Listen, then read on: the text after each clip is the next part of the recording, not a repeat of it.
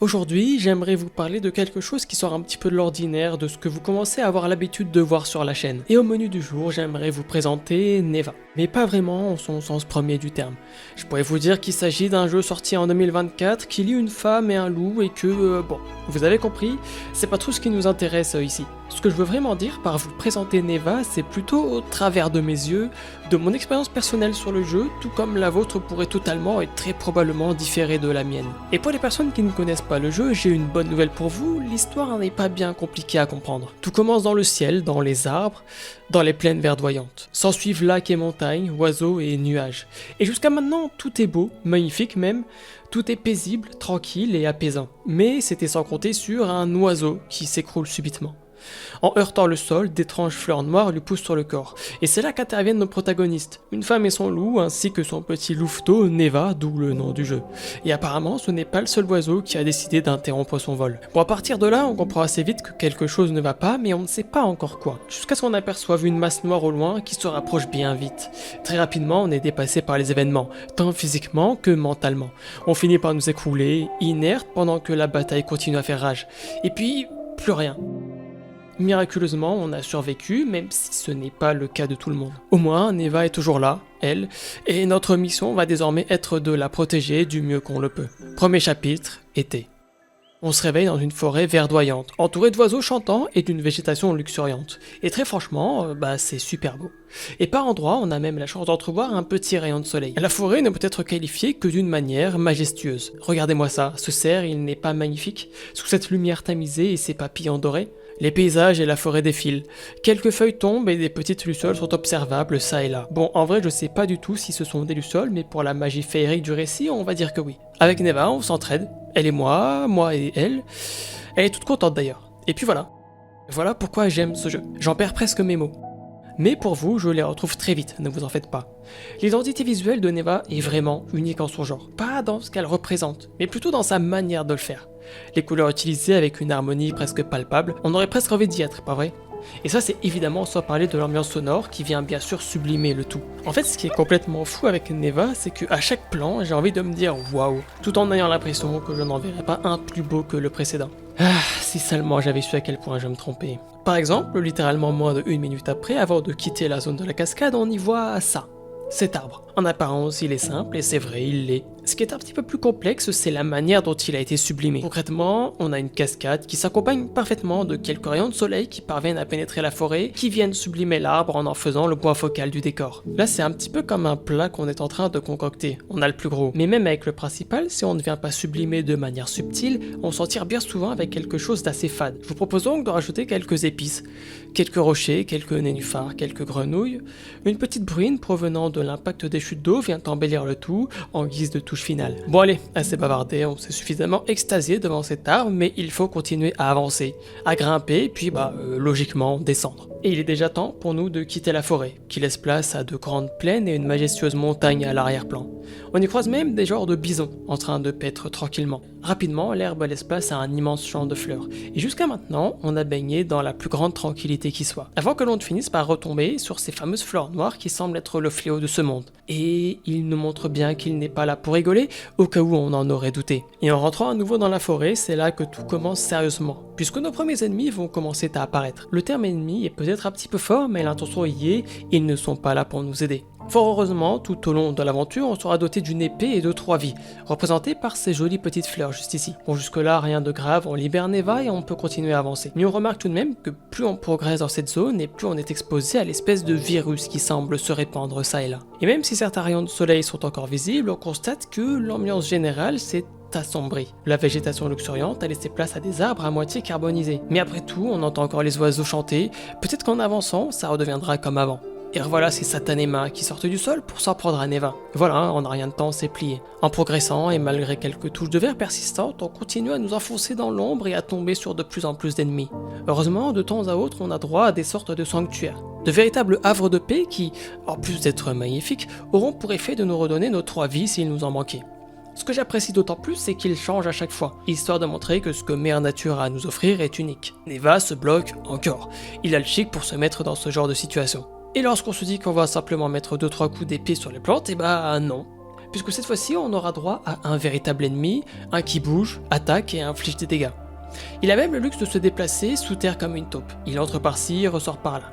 Mais ce n'est pas ce qui va nous empêcher de lui lacérer le cou. Allez, un deuxième puis un troisième, et plus de peur que de mal. On continue tout doucement à nous enfoncer dans les teintes, passant d'un vert turquoise à un bleu hivernal. Et les fameuses créatures se font d'ailleurs de plus en plus présentes. Je ne sais pas trop ce qu'ils trafiquent sur ces pauvres arbres, mais on dirait presque qu'ils s'en nourrissent. Et voilà, encore un arbre simple de prime abord, mais si bien mis en avant par ce qui l'entoure. Les fleurs, les rayons de lune. Et puis, l'une des créatures fait son retour. Elle est plus grosse, on dirait d'ailleurs un gros bébé en train de dormir. Désolé mon vieux, rien de personnel, mais il faut qu'on continue à avancer. D'ores et déjà, notre progression est plus lente et plus difficile. Les monstres sont de plus en plus présents et nombreuses sont les épines sur notre passage. Mais ceci étant dit, l'ambiance est encore très détente dans cette forêt, si on ne tient pas compte de cette chose. Il y a un truc que je vous ai pas dit, c'est qu'on a débloqué une nouvelle attaque et c'est celui-là en bas qui va en faire les frais. Enfin, ça c'est ce qui était prévu. Bref, cette fois-ci, je n'y manque pas, promis. Et puis on finit par débouler ici. Franchement, il n'y a pas grand chose à dire, c'est encore une fois un très bel endroit, on ne peut mieux embelli par les couleurs. Ce que je ne savais pas en revanche, c'est que ce dernier allait servir d'arène pour le combat du jour. Les monstres contre moi. Bon oui, en fait, à peu près tous les combats ça sera les monstres contre moi. Spoiler alerte, désolé. Mais il y a quand même une petite différence ici. Ces monstres-là, ils lancent des trucs. Et quand ça me touche, ça fait mal. En bref, 2-3 claques et on n'en parle plus. On continue à déambuler, passant de l'ombre à la lumière, un schéma qui se répétera un bon nombre de fois.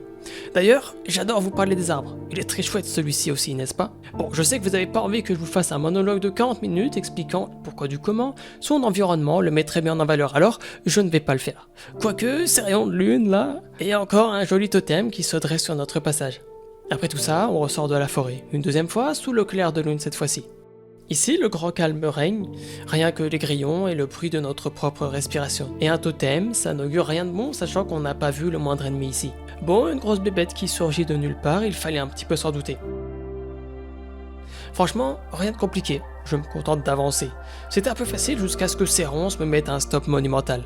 Ok, pigé, sans double dash et sans saut, je suis mort. Et une deuxième ronce sortie de nulle part vient m'avertir, on est sur la sellette. Finalement, on parvient à atteindre une cave dont les parois ne sont pas encore assez étroites pour nous mettre en sécurité. Enfin, ça c'était jusqu'à maintenant. Allez, salut grenasse. Bon, ok, par contre je dois vous avouer que le poutéron qui se propage avec son cri ont une sacrée portée et que je subis le petit coup de pression. Et cerise sur le gâteau, nous voilà séparés de Neva, pour mieux nous retrouver, on espère. Au moins, un côté positif. On atterrit directement sur un totem, voilà de quoi nous permettre de souffler un petit peu. Il est très beau cet arbre d'ailleurs, non? On avance brièvement en solitaire jusqu'à retrouver Neva juste au-dessus. Un peu comme quand on joue en écran séparé en LAN sur Mario Kart. Et là, nos chemins se séparent à nouveau, on s'enfonce tandis que de son côté, il s'élève. Un tunnel sombre, je sautille joyeusement dedans en me disant qu'il ne va rien se passer, mais évidemment, c'est tout l'inverse. Je me débarrasse tranquillement d'eux pendant que l'autre revient me souffler sa mauvaise haleine dessus. Allez tiens, tu mérites que ça. Et après l'effort, le réconfort, notre chère Neva se trouve là-haut. Après quelques acrobaties en solitaire, nous voilà de nouveau réunis. En avançant, en voilà un qui nous tend nonchalamment son derrière, tu auras bien mérité ton embrochage. Bon, par contre, le papa, il est là, et il faudra s'en méfier. On vient facilement à bout de ces derniers avant de déboucher sur un arbre, oui, encore un. Mais celui-ci, avouez qu'il est majestueux. Un très joli saule pleureur qu'on ne peut qu'admirer avec nos yeux. Je tente un passage par la droite et en pensant m'être royalement foiré, je me rends en fait compte que non, il fallait bien descendre. Juste après ça, on refait connaissance avec de jolies cascades. Mais c'est quoi ce truc? Un genre d'artefact? Bon pas grand chose à faire, je continue à avancer, sans Neva d'ailleurs, qui semble avoir un mauvais pressentiment. Et de mon côté, je saute et je dash. Parfois, je saute même un petit peu trop. Bon, l'important c'est de ne pas y laisser notre peau. Et voilà, un joli temple avec un joli lotus en son sommet, semblerait-il, lieu qui servira encore une fois d'arène entre les monstres et moi-même. Round combien? 278? Je les compte plus trop, je crois. On arrive une fois encore à s'en sortir, pas trop mal. De retour là-haut, cette chose s'est visiblement activée. Il ne nous reste plus qu'à presser la détente et à avancer. Bien pratique ces petites choses, en plus d'être esthétiquement bien agréables à regarder. Et pour la troisième fois consécutive, on ressort à l'air libre. C'est le crépuscule et de jolies étoiles sont encore visibles. De toute façon, on a pas mal de chemin, alors on a le temps de nous régaler. D'ailleurs, c'est peut-être pas ce qui saute aux yeux, mais on baigne dans un joli pré de fleurs blanches. Tout est paisible, mais une fois encore, ça ne va pas durer. Le revoilà, et cette fois-ci, la fuite ne sera pas une option. Les attaques sont plutôt basiques, des sauts, des coups, des invocations de branches, et évidemment quelques secondes où on peut taper sans interruption. Bon, je dois avouer que je meurs bien une fois avant de triompher, mais oh, ça va, chacun prend le temps qu'il lui faut pour s'adapter aux mécaniques. J'ai d'ailleurs remarqué qu'il était plus facile de passer derrière lui plutôt que de fuir loin devant. Et puis, qui a dit que je le battais dès le deuxième coup? Il faut bien maintenir un peu de suspense, qu'est-ce que vous voulez? Bon, allez, trêve de blabla, la troisième est la bonne, et Neva vient évidemment assister au grand final.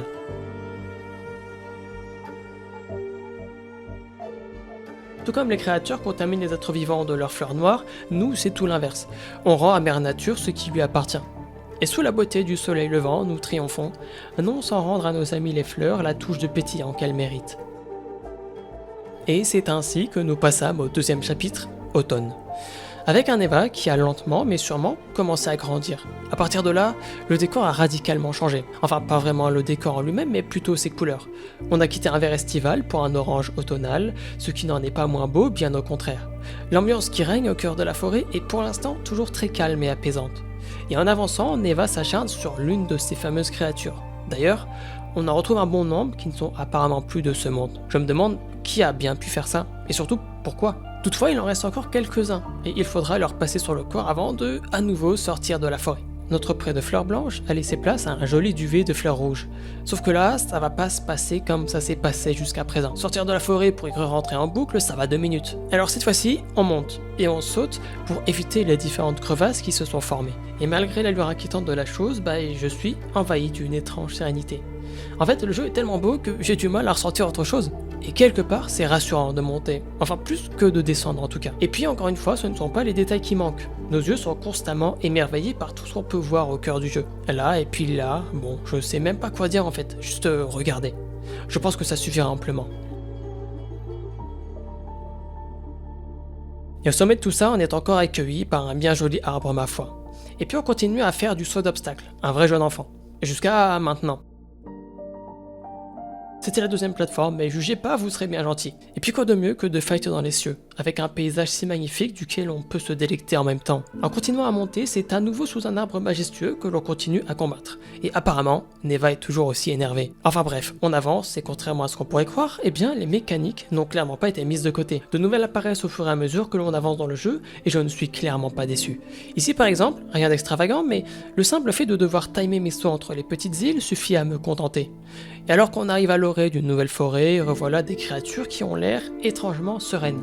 Ok, je vois. On dirait qu'elles ont compris que l'union faisait la force. Et Neva se fait balayer au passage comme un vulgaire torchon aux oubliettes. Et puis je constate rapidement que je suis pas bien plus malin que lui. Première attaque, je me prends le hit. Mais il faut analyser, réfléchir et observer. Deuxième attaque, il fait jaillir 6 piliers du sol. Jusque là, tout va bien. Sauf qu'il peut aussi se TP. Et là, c'est trop pour moi. Bon, maintenant j'ai compris, c'est toujours le même pattern. Pilier, TP, attaque corps à corps, rien de bien compliqué. Enfin, rien de bien compliqué, c'était sans compter sur ma nullité.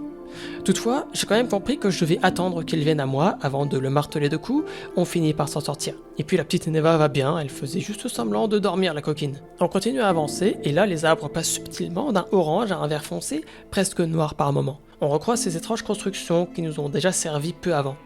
Quoi qu'il arrive, on a littéralement la tête dans les nuages. Et je dois avouer que ce pont qui s'écroule comme ça me met un petit peu la pression. Dans tous les cas, on monte, on n'a pas trop le choix. Et au sommet, voilà ce qui nous attend. J'avoue que le temps que je comprenne ces mécaniques, j'ai le temps de me prendre 2 bonnes patates, mais je me rends compte qu'il n'a que 2 attaques, le crachat de ronce et le coup d'aile après son dash. Alors on arrive à s'en sortir sans trop de mal. Et puis ça nous donne accès à de nouvelles petites îles, simples et efficaces comme d'habitude, mais moi ça me suffit. Sauf qu'après ça, on monte et on affronte cette fois-ci, non pas un monstre volant, mais 2, et le tout sur une plateforme plus petite encore. Et je vous avoue que quand ils lancent chacun une attaque simultanément, ça ne me réussit pas trop. Après 2 morts, je me retrouve enfin en face à face avec le dernier avant de, enfin, remourir à nouveau. Mais ça finit tout de même par passer au bout d'un moment, et nous on se retrouve encore à escalader. Sauf qu'au sommet, une fois encore, quelle n'est pas ma surprise lorsque 2 mobs font leur apparition à nouveau. Pour être honnête avec vous, je meurs bien 5 fois avant de réussir. En revenant au niveau du totem, voilà une première boule lumineuse qui nous indique qu'on a fait 50% du travail. Et à contrario, cette fois-ci, on se retrouve à descendre vers les profondeurs de la Terre. Ici, le but est assez simple, aller d'île en île tout en terrassant les créatures ça et là. Jusque là, tout va bien, mais la difficulté va augmenter un petit peu puisqu'on va se frotter à 1 puis 2 mastodontes. Point positif, ce sont les mêmes attaques que la dernière fois. Et pour une fois, étonnamment, je me débrouille carrément bien. Il faut aussi se dire qu'on va mettre bien en immobilisant l'autre lorsque l'on affronte un, mais quand même. En équipe, c'est plus facile. Ici, on triomphe sans même mourir une fois. Et il ne nous reste plus qu'à remonter. D'ailleurs, ça fait un petit moment, mais cet arbre, il est vraiment beau, non? Bon, allez, on appuie sur le rebord et on saute tranquillement. Ok. Il n'y a pas de rebord, mais c'est ok. On fait la grimpette et on se retrouve enfin face au totem. On l'active et celui-ci a vraisemblablement une mécanique, contrairement au dernier. C'est une question de timing en gros, que je déclenche en tapant sur le gong. Ok, analyse vite fait, c'est easy.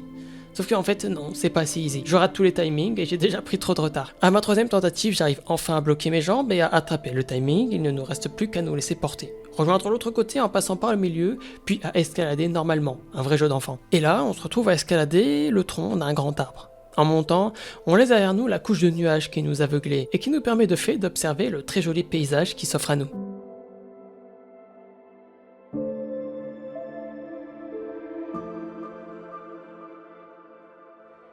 Sauf que là, cinématique. La toute première depuis celle du tout début du jeu. Les oiseaux au loin sont effrayés, les arbres se transforment, et on a un monstre qui se réveille, et il a clairement une allure de boss final. Bref, les questions c'est pour plus tard, en attendant, nous on a intérêt à vite monter, sinon...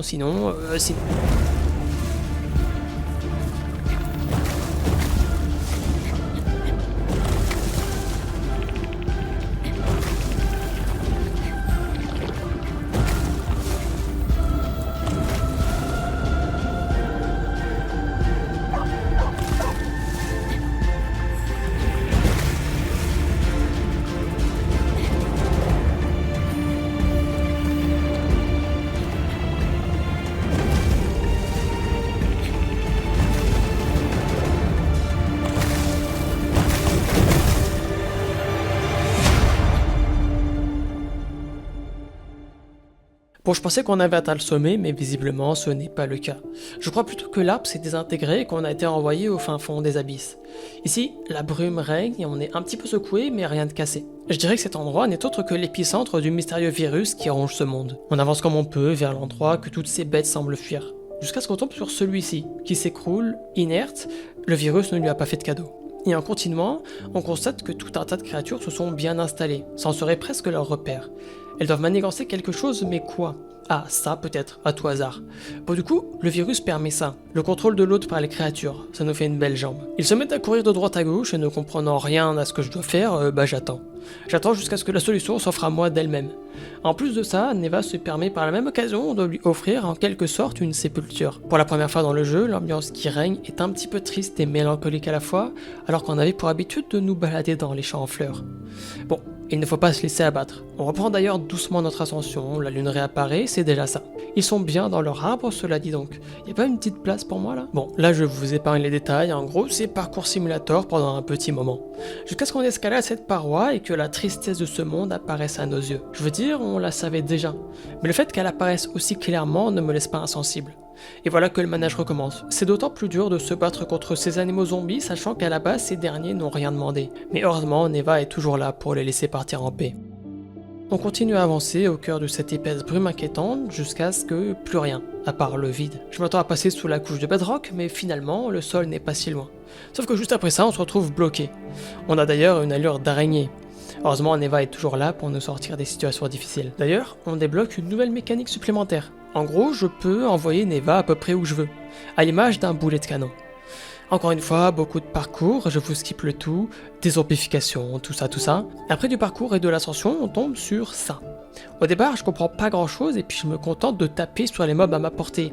Mais je me rends vite compte que c'était pas la chose à faire. Je refais l'erreur une deuxième fois avant de me souvenir, la mécanique qu'on a découverte il y a 10 minutes là.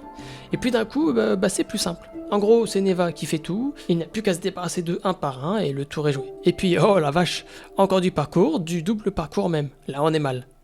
À force de persévérance, ça finit par passer, mais c'était sans compter sur mon pied qui vient flirter avec le vide au lieu de la plante en question. Bon, on parvient tout de même à passer, mais là, quelque chose de bizarre se produit. Alors qu'on montait depuis tout à l'heure, on se met soudainement à redescendre, et peut-être même un petit peu trop. Ceci dit, on arrive juste à temps pour rendre hommage à deux cerfs qui sont restés ensemble jusqu'au bout. Enfin, du moins, c'est ce que je croyais. jusqu'à ce que l'un se réveille et nous fonce dessus. Faut dire qu'ils sont beaucoup là-dedans. Et ils ont plusieurs cordes à leur arc, ça fait déjà une nouvelle attaque à mémoriser. Fort heureusement, il n'y aura que celle-là. Ce qui vient compliquer la donne, c'est que, évidemment, l'autre se réveille à son tour. Ça ne sera qu'une question de patience. Ils sont coordonnés, qui plus est, alors leurs attaques sont plus faciles à esquiver puisqu'elles sont simultanées. Au sommet de tout ça, on a le droit à une autre superbe animation, durant laquelle on achève les créatures d'une part, mais qui permet aussi de rendre hommage aux deux animaux d'autre part, et cette fois-ci, espérons-le, ils pourront partir en paix. En attendant, nous, on profite bien de ce moment triomphal bien mérité. On fait un petit saut dans le temps, et à notre réveil, Neva n'est plus là, et il fait nuit noire. J'hésite entre admirer la voûte étoilée ou me sentir oppressé par cette obscurité. À droite comme à gauche, le seul choix qui s'offre à moi est de tomber dans le vide, ça me tente pas trop. Alors j'appelle désespérément à l'aide, mais rien. Rien à part ses mains qui viennent se saisir de moi. Sauf que là, Neva n'est pas là pour nous sauver. Et ça nous donne donc droit à une énième chute dans le vide, durant laquelle on peut constater tous les dégâts qui ont été causés. À l'arrivée, on arrive sur ce pilier singulier, seul face à la lune. L'image est à la fois tellement belle et saisissante, mais à la fois aussi tellement angoissante. Il ne nous reste plus qu'à tomber, une fois encore, et on arrive à un endroit tellement étrange. On se croirait au paradis, mais le paradis d'en bas. Un bel endroit serein qui cache quelque chose, d'autant plus que les pylônes sont composés des corps de ces créatures. Quoi qu'il arrive, on va devoir descendre. On ne peut pas faire grand chose de plus. Du coup, on s'enfonce et je dois avouer que ce jeu est très fort pour ses ambiances immersives, qu'elles soient positives ou négatives. Ici d'ailleurs la lune nous suit, et ça me rassure un petit peu je dois dire. En avançant dans ce long couloir, on constate en bas de drôles de créatures, ressemblant à moitié à des démogorgons. Une fois arrivé ici, je me dis que je dois m'attendre à de mauvaises surprises et effectivement ça n'y manque pas. En descendant encore, on arrive ici à un pont à l'allure de celui de la Moria. Et en bas, devinez qui nous attend? Et bah c'est pas trop tôt. Les retrouvailles sont belles malgré ce cerf géant à l'arrière-plan qui se retrouve là pour on ne sait quelle raison. Et là on se retrouve face à ces monstres géants, à la gueule ouverte. Je sais pas pourquoi mais ils me font penser à Subnautica d'ailleurs. Il me faut pas beaucoup de temps pour comprendre qu'il s'agit de portails. On entre ici et on ressort de l'autre côté, ça va nous être utile. Et je dois vous avouer que malgré le côté oppressant de l'endroit dans lequel on se trouve, je peux clairement pas m'empêcher de le trouver beau à sa manière, lui et l'ambiance qui l'accompagne. On finit par arriver au cœur d'une grande tour qui nous mène tout droit à un nouveau pont qui fera office d'arène.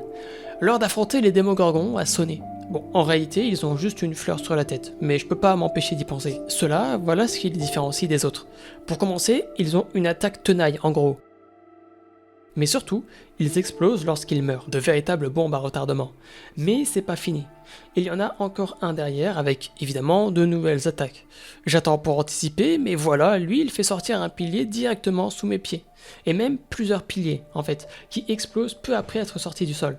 Évidemment, il se TP aussi, assénant un hit directement derrière, auquel je n'arrive toujours pas à réagir à temps. Et au final, ça finit par passer. Apparemment, le cerf faisait office de corruption et vaincre les créatures a rendu à ce monde son ancienne forme. Nous voilà avec une jolie lune de sang et une étrange construction qui descend encore et encore. Elle est à la fois très belle et saisissante, mais je peux pas m'empêcher de réprimer un frisson en la regardant. En fait, elle fait office d'un genre de labyrinthe vertical, au sein duquel il faut s'orienter en grimpant au mur et en empruntant les portails. Et au final, nous voilà sortis, et on s'enfonce plus profondément encore. Comme moi vous l'avez compris, ces 2 points pas encore allumés veulent tout dire, alors au boulot. Mais pas avant d'avoir contemplé pendant quelques secondes l'environnement qui nous entoure. Une ambiance froide, austère et solennelle.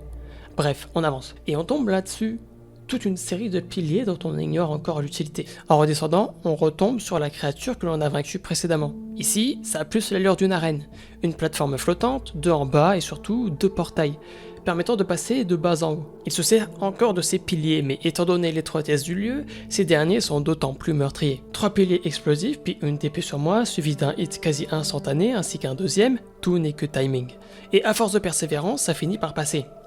Allez, il ne nous reste plus qu'à redescendre. Contempler la pleine lune qui s'est transformée en un croissant de lune, s'amuser à faire mumuse pendant la chute parce qu'on n'a rien de mieux à faire avant d'atterrir. En voilà une bien jolie lumière. Allez, plus qu'à faire la même chose pour la deuxième. On remonte, du coup de l'autre côté, de l'endroit où toutes les colonnes se trouvaient. Mais cette fois-ci, on y trouve un genre de grand loup noir. Pour l'instant, il ne fait que nous regarder, mais on sait qu'on devra s'y frotter tôt ou tard. Bref, on descend, et les démogorgons font leur grand retour, cette fois-ci dans une arène à taille réduite. Et bête comme je suis, j'en profite pour me jeter dans le rayon de l'explosion au moment où il meurt. On finit par triompher pour collecter notre boule lumineuse manquante. Et voilà comment se compose ce totem à son activation. 2 portails en son centre, ainsi que 2 gongs nichés sur 2 plateformes sur les côtés. On active l'un pour faire descendre l'autre, avant de lamentablement foirer notre jump. On reprend. On active et pour l'instant, je sais pas quoi faire étant donné que je sais même pas où je dois aller, jusqu'à ce que je me souvienne de la fameuse mécanique qui consiste à lancer Neva. On peut donc simplement activer le gong opposé sans bouger. Le portail n'est plus dirigé horizontalement mais verticalement et le tour est joué. On finit par déboucher sur tout un tas de colonnes et d'escaliers que l'on s'empresse de descendre. Mais une fois arrivé en bas, il n'y a plus rien. Même pas une lumière. À part Neva qui décide de jouer la lanterne. Et heureusement, j'ai envie de dire. Parce que les dangers sont tapis là, dans l'ombre. On continue à avancer, à passer ces piliers les uns après les autres. Encore et toujours composés de corps. D'ailleurs, c'est bien important de bien se servir de Neva pour éclairer parce que des petites surprises nous attendent au tournant. Comme celle-ci par exemple. Plus on avance, plus on descend. Et plus ces créatures qui composent les murs et le plafond sont nombreuses. On finit par tomber sur une immense lune rouge. Enfin, c'est ce que je croyais, mais en fait c'est simplement la fenêtre qui donne accès au vrai croissant de lune situé derrière. En tout cas, la mécanique ici est intéressante, puisqu'il faut combiner 2 portails en un seul saut. Et on descend encore. On s'enfonce encore dans la forteresse. On finit par retrouver une teinte rouge, nous permettant de respirer un petit peu. Après un petit boss fight et quelques portails, à nouveau, à la mécanique bien rodée pour se sortir de cet endroit, on atterrit au milieu de nulle part. Avec, vous vous souvenez, le bon vieux loup de tout à l'heure, prêt à en découdre. Et il me met la misère, en autant d'attaques que j'ai de vie.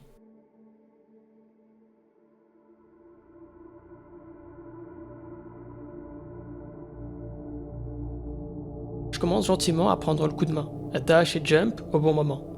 Et finalement l'occasion se présente d'envoyer Neva au charbon. Voilà les 2 premiers coups que l'on va pouvoir se permettre de distribuer. Mais monsieur a plein de bottes secrètes, notamment celle où il se dédouble, rien que ça, et je n'y vois que du feu. Mais je n'ai pas dit mon dernier mot. Au bout de la 2e phase seulement, le loup semble vaincu. Et alors qu'on appelle Neva pour en finir, rien. Rien que les mâchoires qui se referment sur nous. Ok, apparemment tout ça n'était qu'un vaste cauchemar après que l'on se soit endormi au pied des 2 cerfs. Qu'importe, il est temps de passer au 3e chapitre, hiver. Et pour la première fois, nous voilà en train de chevaucher Neva. Tout semble aller pour le mieux dans le meilleur des mondes. On tombe sur quelques hordes de monstres, mais globalement, on ne fait qu'avancer. Et on va assister une fois de plus à l'une des raisons pour lesquelles j'apprécie tant ce jeu. Les mécaniques de combat qui ne cessent de se renouveler. Ici, les créatures se servent de leur environnement pour attaquer. En l'occurrence, ces blocs de pierre. Et ça, c'est très fort. Pendant que certains chargent avec, d'autres soulèvent carrément le bloc pour frapper avec. Et voilà. Encore un paysage d'une beauté à couper le souffle, un pont. Certes cassé, mais qui nous permet de profiter du paysage en toute harmonie. Sauf qu'en avançant, on finit par tomber sur la fameuse créature à l'épée, celle qui a l'air bien badass là. Apparemment l'heure du combat n'a pas encore sonné, mais elle semble vouloir nous mettre des bâtons dans les roues. Et nous voilà arrivés au niveau d'un nouveau totem double à activer. D'ailleurs entouré de tout un tas de créatures figées. Nous voilà toujours en train de vadrouiller avec Neva, jusqu'à ce qu'on arrive au niveau de ce gros bloc qui va en réalité s'avérer être tout un tas de petits blocs. Et puis là, tout est parfait. J'ai juste envie de vous laisser admirer le spectacle, tout y est.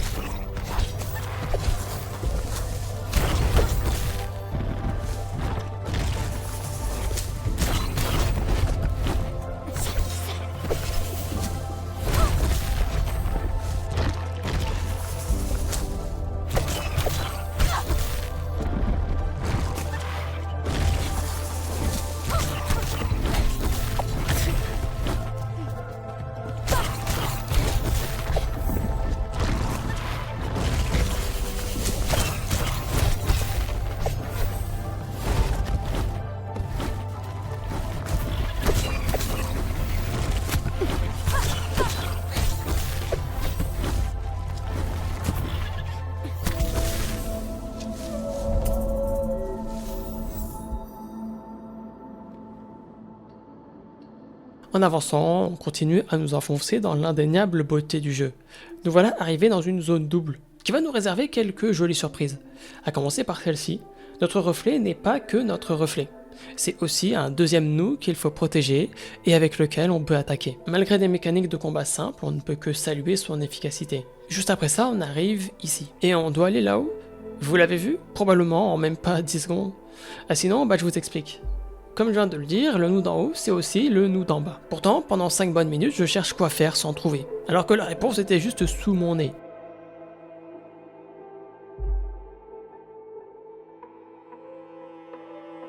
Et le jeu arrive encore à faire fort.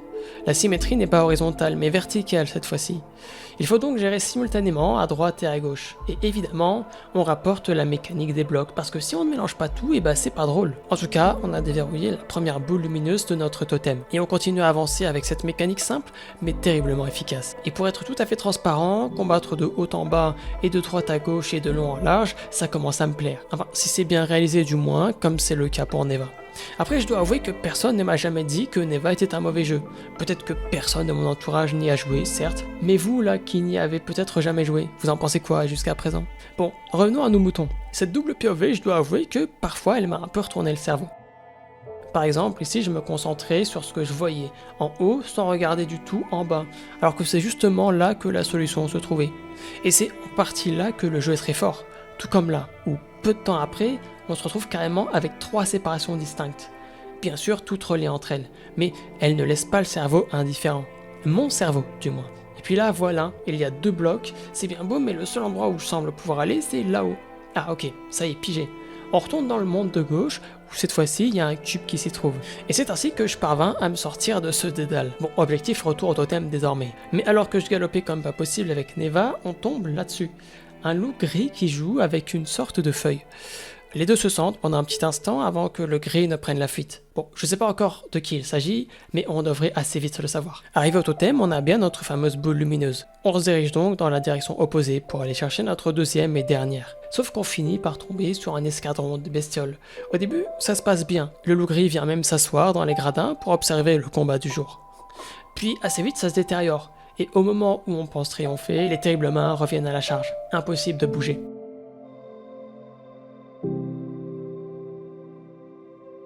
Et alors que tout espoir semble être anéanti, le loup gris se décide finalement à nous venir en aide.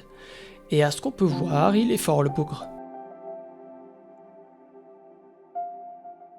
Au moins, Neva va bien, et à ce qu'on peut voir, il se trouve même un petit quelque chose. On finit par arriver là où on devait arriver, et nous voilà repartis sous terre. Mais contrairement à l'espèce de rêve que l'on a fait précédemment, l'endroit semble plus calme. En tout cas, il semble moins nous vouloir de mal. On va d'ailleurs découvrir encore une nouvelle mécanique, de gros blocs destructibles qui se reconstruisent dans le temps peu après. Voilà, ici on en détruit un pour aller sur l'autre et ainsi revenir sur le premier. Plutôt simple mais efficace comme toujours. Ici c'est à mes yeux un poil plus complexe, mais en réfléchissant en 10 secondes, on a simplement à détruire le cube pour aller sur l'autre liane avant de repasser sur le cube initial. Ici rien de bien compliqué non plus. Détruire le premier bloc pour passer, détruire le deuxième tout en passant avec le petit rebord, s'accrocher et détruire le troisième bloc avant de sortir tranquillement. Et là, il y a encore de l'innovation. Peut-être pas à proprement parler, mais le simple fait de mixer d'anciennes et nouvelles mécaniques, ça marche déjà très bien. En l'occurrence, le petit mix and twist entre les créatures qui poussent les blocs et les blocs destructibles eux-mêmes. Il ne reste alors plus qu'à être agile, assez du moins pour esquiver les charges, mais aussi assez fort pour embrocher tout le monde, et puis voilà, on a notre petite boule lumineuse, le chaînon manquant. Ici, l'énigme m'a bien pris 1 à 2 minutes avant de la résoudre, mais voilà ce qu'il fallait faire. Casser ces 2 premiers blocs avant d'attendre que celui de gauche ne se recompose, avant de simplement casser le bloc de droite et de remonter. Et après ça, j'ai encore plus aimé. Au début, on se dit que ce n'est qu'une créature avec un bloc cassable, alors pourquoi ne pas la tuer? Mais en réfléchissant un peu, on se rend compte qu'on peut l'escalader par la droite et ainsi accéder à la liane située sur la gauche. Sauf que, admettons qu'on veuille aller chercher la fleur là-bas. Pas compliqué, on envoie Neva, on attend la recomposition du cube et le tour est joué. Allez, trêve de bavardage, on a un totem à activer. Et alors que le soleil commence à se lever, on tombe sur notre ami Gandalf le Gris, en train de résister à un assaut. On va aller lui filer un petit coup de main, je crois qu'on lui doit bien ça. Mais par contre, entre lui et l'autre là-bas, j'avoue que ça commence à faire du beau monde. Mais malgré leur supériorité numérique, on finit par nous en sortir. Et on se trouve tout juste à l'emplacement du totem, voilà qui est bien heureux. Et vraisemblablement, celui-ci va nous permettre de monter très haut dans les cieux. Une douce lumière se déverse déjà sur les ruines. Et encore une fois, nouvelle mécanique. Ces drôles de crânes qui nous propulsent dans un sens ou dans l'autre. Et je dois avouer que c'est carrément satisfaisant. Je prends mon pied dans les airs à sauter d'obstacle en obstacle. On monte encore et vous l'aviez vu venir. Les fameux blocs qui sont là ne se détachent pas du plafond pour rien. Mais, cette fois-ci, ce ne sont pas des blocs. Enfin, pas des blocs carrés du moins. Par exemple, celui-ci est rectangulaire, ce qui fait qu'on ne peut pas passer par-dessus. Pas sans l'aide de nouvelles mécaniques, du moins. Comme les têtes explosives par exemple, là me demandez pas pourquoi, je me rue sous le bloc pour me prendre le hit, promis, j'ai même pas fait exprès. Finalement, on arrive à s'en sortir, et l'ascension nous attend toujours. Le jeu a d'ailleurs compris que le joueur serait friand de ces drôles de crânes qui explosent. Alors il a décidé de nous en mettre un. Puis deux. Puis 3, puis 4, désolé je recommence, 1, puis 2, puis 3, puis 4, et même une cinquième, sans compter les 3 autres qui se trouvent derrière.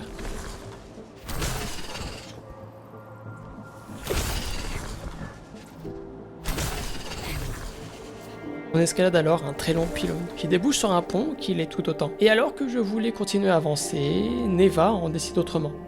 Ok, c'est parce que la dame arrivait. Très belle entrée en scène, si je puis me permettre. Bon, là on se dit que ça y est, ça va être l'heure de se castagner. Mais apparemment, c'est toujours pas l'heure.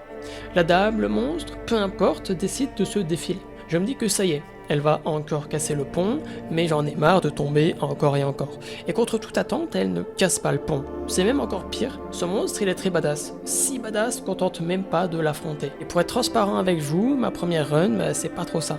Je me prends les 2 premières attaques et en plus je tombe dans le vide comme une vulgaire pancake. La deuxième se passe un petit peu mieux, même si je comprends toujours pas comment esquiver les machins qui me courent dessus, alors une fois encore je finis par mourir. Et c'est enfin à la 3e run que je me rends enfin compte qu'il fallait en fait sauter et non dash.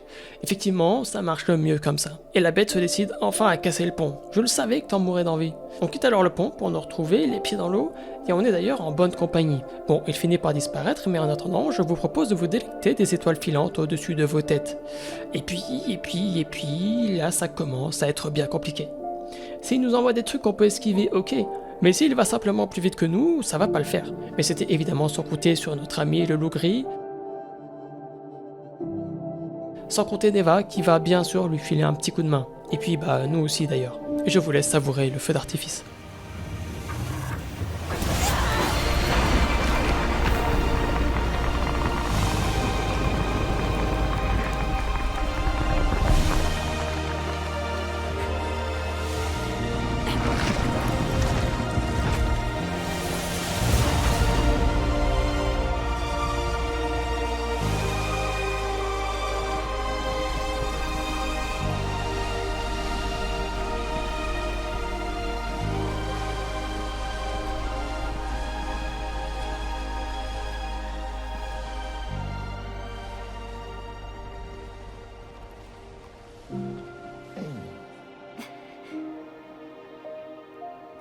Après ça, on assiste à la conversation silencieuse que l'on entreprend avec Neva, dont on imaginait bien les suppositions.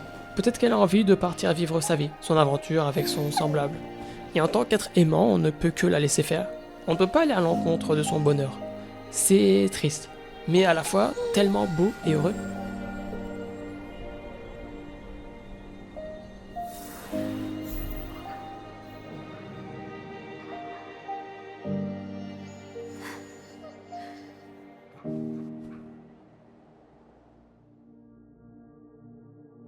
Et nous voilà tout seuls en train de poursuivre notre ascension. Ce moment me rappelle d'ailleurs cet instant-là dans Getting Over It. Ceux qui ont la ref, vous êtes des rois. Bon, en attendant, et tout comme moi, vous auriez pu vous dire que la fin du jeu était là, à portée de main. On a vaincu le méchant, Neva est heureux, alors que demander de plus? Mais on a encore des choses à creuser, le devoir nous appelle. Ici, les créatures semblent vénérer la statue, ou la craindre, on ne sait pas trop. Plus on avance et plus c'est étrange. Les corps sans vie des créatures jonchent le sol, et bien souvent, de grandes statues ne se trouvent pas loin, symbole apparent de divinité. Bon, les gars, vous étiez posés tranquilles là, j'allais pas attaquer, mais si vous attaquez les premiers, alors vous allez goûter à ma lame. Et les gars, je vais vous le dire, mais vous n'êtes qu'un échauffement pour moi, comparativement à tous ceux que j'ai déjà affrontés. On continue à monter, avec toujours autant de créatures en train de vénérer on ne sait qui ou on ne sait quoi. Ici, les mécaniques ne sont pas trop compliquées, mais encore une fois, je les trouve super satisfaisantes à observer, alors c'est cadeau.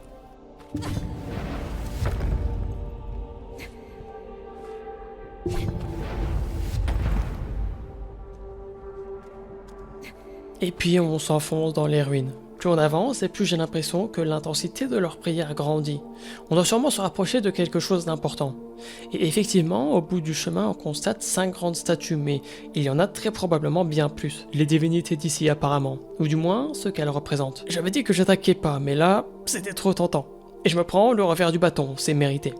Mais ces créatures-là, ça me connaît. J'arrive presque à m'en sortir en no hit. Et comme je suis plutôt fier de mon fight, eh bien je vous en laisse un bout. Promis, vous allez pas vous ennuyer.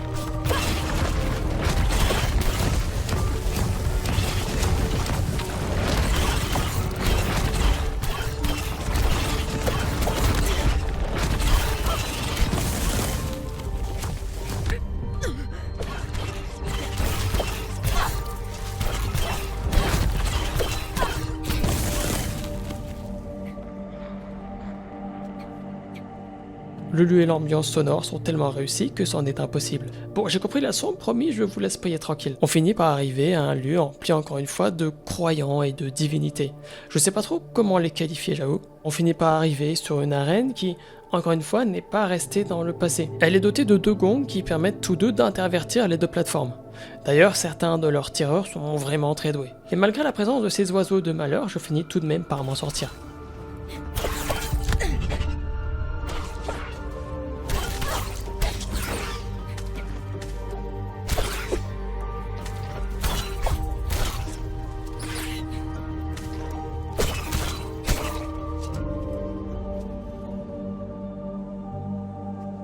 Cette fois-ci, on a une créature qui déplace non pas seulement un bloc, mais un pan entier. Et dès qu'il se heurte à quelque chose, ça fait par la même occasion sonner le fameux gong. On n'a plus qu'à la tirer de côté opposé pour accéder à la suite. On continue à monter toujours plus haut, et j'ai l'impression de jouer à Tetris pendant que j'escalade les lianes. Mais j'ai surtout l'impression de ne pas pouvoir perdre étant donné que les blocs ne se stockent pas en bas. Et puis tout devient de plus en plus bizarre. La quantité de corps jonchant le sol est telle qu'on les escalade. En tapant sur le gong, voilà un sacré grand, immense, géant, gigantesque escalier qui jaillit du sol. Oui, désolé, il est si grand que j'avais juste envie de le qualifier de tous les adjectifs de grandeur qui me passaient par la tête. On retrouve d'ailleurs les mêmes structures de piliers que lorsqu'on était dans notre fameux rêve.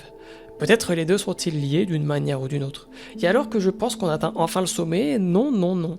J'ai d'ailleurs pris quelques secondes à voir les lianes accrochées, nous révélant implicitement qu'il fallait encore monter. Alors on monte, on grimpe avec nos petites patounes. Et le plus troublant, c'est qu'on sait que quelque chose va se produire au sommet. L'ambiance est de plus en plus pesante, et la chose qu'on est en train de grimper s'agrandit de plus en plus. Sans compter les créatures qui chutent de temps à autre du sommet de l'édifice. Et ce qu'on découvre est pour le moins perturbant, puisque la créature ici présente, qui ressemble qui plus est aux fameuses divinités, est en réalité en train de se nourrir de ses propres semblables. Ok, je crois qu'on a interrompu son dîner, mais sache mamie que je vais te régler ton compte une bonne fois pour toutes. 1v1, toi et moi, katana face à katana. Contre cette créature, j'ai en fait clairement pas l'impression de me battre contre une créature, mais presque contre moi-même. C'est le premier monstre qui se bat de manière humaine, avec des armes humaines. Le premier monstre qui, d'ailleurs, arrive à parer mes attaques, et elle le fait même très bien. Et très clairement, c'est le big boss final. Il ne sera pas facile à vaincre. Oui, alors que le combat commençait si bien, je meurs vraiment de cette manière ridicule. Mais vu le nombre de fois où je suis mort de manière comique comme celle-ci, je pense que votre taux de sarcasme doit être épuisé depuis un petit moment. Et rien à dire sur ma deuxième tentative. Je n'ai clairement pas le niveau, pas encore du moins. Le tout c'est de savoir quand sauter, quand dash, quand attaquer, quand se replier. Tout ce que j'arrive à faire. De manière très approximative. Mais ici on est des guerriers. On a monté et descendu des centaines de mètres de dénivelé. Peut-être même des kilomètres. On a connu le paradis et l'enfer sur Terre. On a offert à Neva la vie qu'elle mérite, tout en rendant honneur à ceux qui ont péri au combat. Même si on n'a plus rien à perdre, on se donnera à fond. Et à ce qu'on dit, si on se donne à fond, on a toutes nos chances d'y arriver. Attaquer. Esquiver. Courir. Sauter, et ainsi de suite.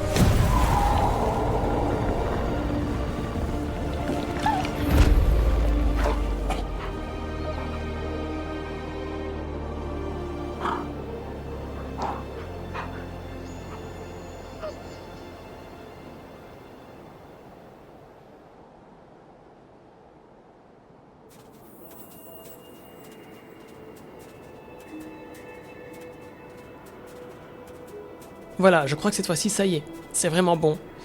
On a vaincu le mal. Pas comme ça devait se passer, mais on l'a fait. Enfin, Neva l'a fait.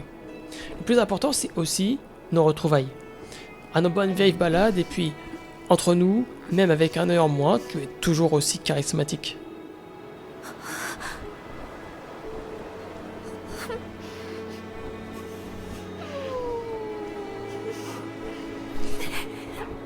Et en voyant ça, est-ce qu'on peut se dire qu'on a sauvé le monde?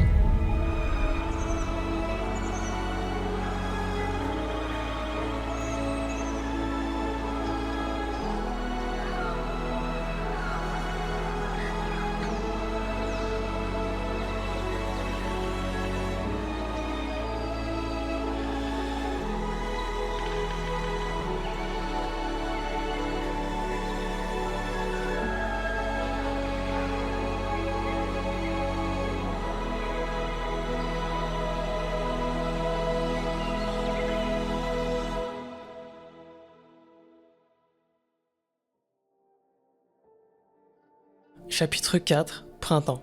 Tiens, j'ai l'impression d'avoir déjà vu ce genre de paysage.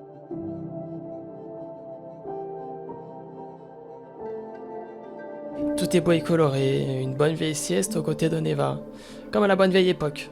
Mais cette fois-ci en compagnie également de Bruma. Voilà, regardez, juste là. Il ne nous reste plus qu'à arpenter la forêt et profiter de la beauté qui nous entoure. La petite Bruma s'était déjà faite un nouvel ami. Bon, je crois qu'on a bien mérité un petit peu de répit à seulement gambader dans les bois, nous rincer l'œil sur toute cette végétation luxuriante. En tant qu'amoureux de la nature, c'est un vrai plaisir, je dois le dire. En plus de ça, on a tout un tas de jolis arbres à observer, un vrai régal.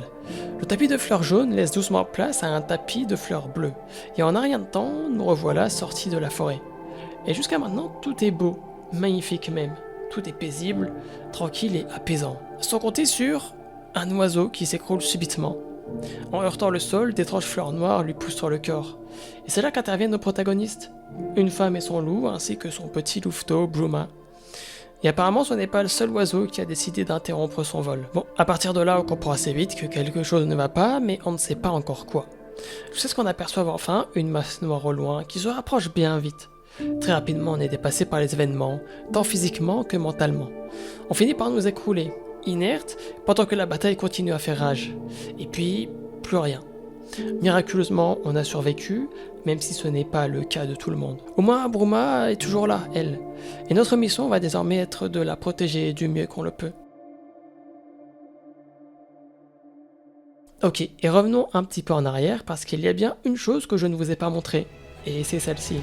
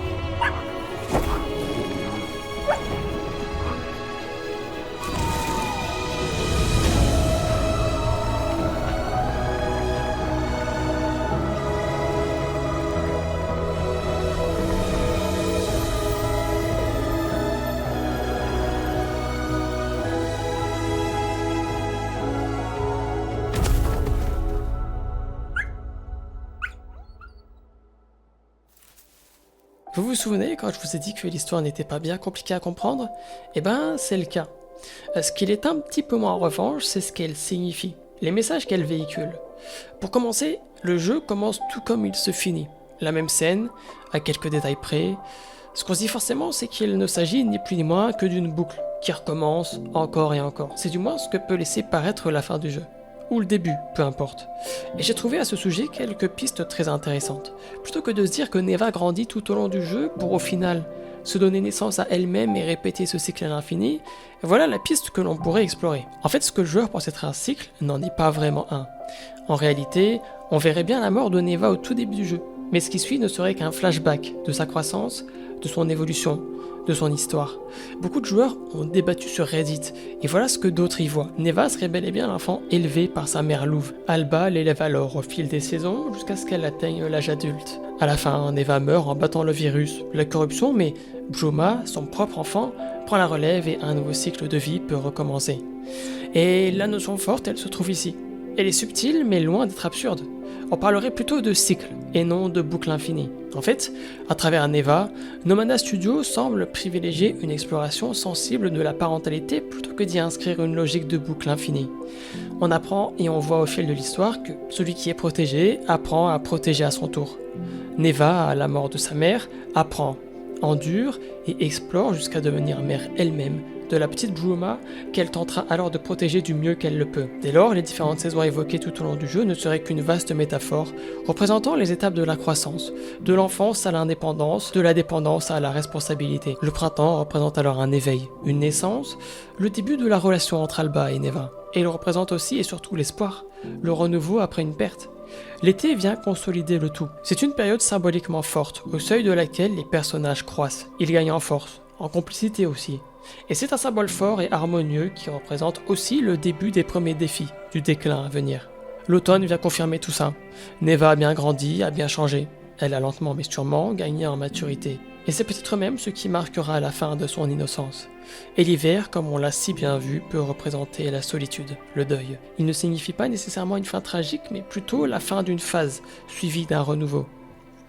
Il faut voir les saisons dans Neva comme une structure narrative subtile mais puissante. Elles en sont la métaphore centrale, illustrant la temporalité, la croissance du lien, rupture comprise, et surtout la transmission au travers des générations. Et aussi triste que cela puisse paraître, la révélation finale nous apprend en réalité que Neva était destinée à mourir, et c'est ce qui rend de surcroît chaque moment passé avec elle précieux et fragile. Et c'est un point fort du jeu et de son dénouement, dont certains ont pu passer à côté, y compris moi en y ayant joué à l'instant T. Mais ce ne sont pas les seuls messages que le jeu cherche à transmettre, puisque en effet on pourrait y voir une sorte d'affrontement entre nature, représentée par Alba, Neva et Bruma, et la corruption industrielle et technologique représentée par les divers ennemis. Un joueur a d'ailleurs souligné sur Reddit, encore une fois, l'aspect cyclique du jeu, mais que, comme on l'a si bien vu jusqu'à présent, la beauté et l'amour sont transmis d'un cycle à un autre, en transformant ainsi sa trajectoire. Pour revenir à cette histoire de cycle, ce n'était effectivement pas l'intention première des développeurs de donner cette impression-là,